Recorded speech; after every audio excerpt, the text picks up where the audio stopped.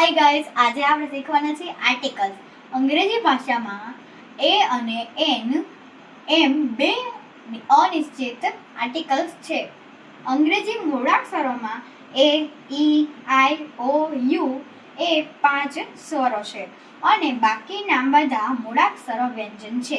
હવે ગણી શકાય તેવા એકવચનમાં આવતા જાતિવાચક નામ કે જો તેનો ઉચ્ચાર વ્યંજનથી શરૂ થાય છે તેની આગળ આર્ટિકલ એ લાગશે અને જેનો ઉચ્ચાર સ્વરથી ચાલુ થાય છે તેની આગળ આર્ટિકલ એન. હવે આપણે આર્ટિકલ્સના એક્ઝામ્પલ જોઈશું. હવે અહીંયા 8 ખાલી જગ્યા આપી છે, તેને આપણે પૂર્ણ કરવાની છે. તો એ ખાલી જગ્યામાં શું આવશે? એ કે એન એ આપણે પૂરશું. પહેલું આપેલું છે ટેબલ, તો ટેબલનો પહેલો અક્ષર થાય છે ટી, તો ટી તો વ્યંજનમાં આવે, તો વ્યંજનમાં આર્ટિકલ એ આવશે, તો આપણે લખશું આર્ટિકલ એ. બીજી ખાલી જગ્યા એમાં આપેલું છે એપલ.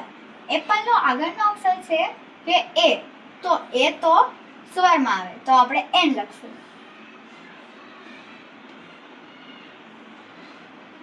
અહીંયા આવશે આર્ટિકલ એન.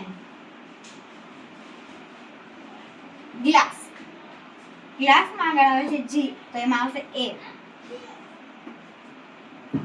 હેટ, હેટમાં આગળ આવે છે એચ, તો અહીંયા આવશે એ. પર્સ, તો પર્સમાં આગળ આવે છે પી, તો આપણે અહીં લખશું એ. આર્ટિકલ એ.